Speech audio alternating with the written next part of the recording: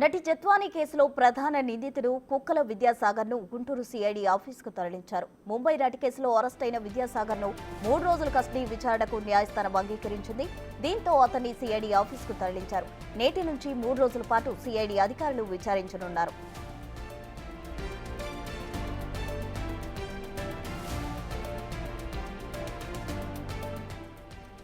నటి జత్వానీ కేసులో ప్రధాన నిందితుడిగా ఉన్న విద్యాసాగర్ను గుంటూరు సిఐడి ఆఫీసుకు తరలించారు. ఈ రోజు నుంచి 3 రోజుల పాటు అయితే విచారించనున్నట్లు తెలిసింది. దీనికి సంబంధించి పూర్తి వివరాలు మా ప్రతినిధి సాయి శంకర్ అందిస్తారు. సాయి శంకర్,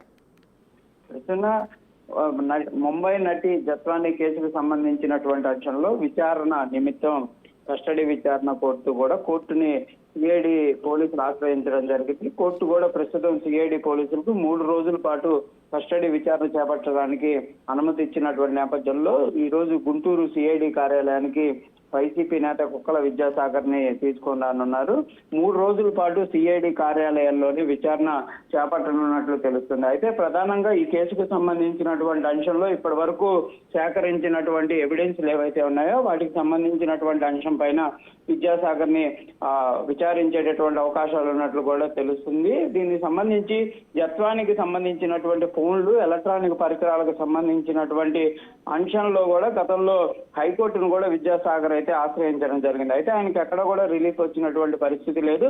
ప్రస్తుతం రిమాండ్ కొనసాగుతున్నటువంటి పరిస్థితులు ఉన్నాయి. ఈ నేపథ్యంలోనే 3 రోజుల పాటు విచారణలో అనేక అంశాలపైన కూడా విద్యాసాగర్ ను విచారించేటటువంటి అవకాశాలు ఉన్నాయి. జత్వానీ కేసుకు సంబంధించినటువంటి అంశంలో అసలు ఆమెకి ఆయనకి ఎలాంటి పరిచయాలు ఉన్నాయి, గతంలో ఆమెను ఇబ్బంది పెట్టినటువంటి పరిస్థితుల్లో ఓన్లీ విద్యాసాగర్ పాత్ర ఉందా, లేకపోతే మరొక వ్యక్తుల పాత్ర ఏమైనా ఉన్నాయా, అసలు ఏం జరిగింది, ఓన్లీ ఆర్థిక పరమైనటువంటి అంశాలైనా లేకపోతే ఏదన్నా అంశాలు కూడా ఉన్నాయనే కోణంలో కూడా విచారణ జరిగేటటువంటి అవకాశాలు అయితే కనిపిస్తున్నాయి. మొత్తం 3 రోజుల పాటు అయితే ఈ విచారణ కొనసాగనుంది. Thank you Sai Shankar.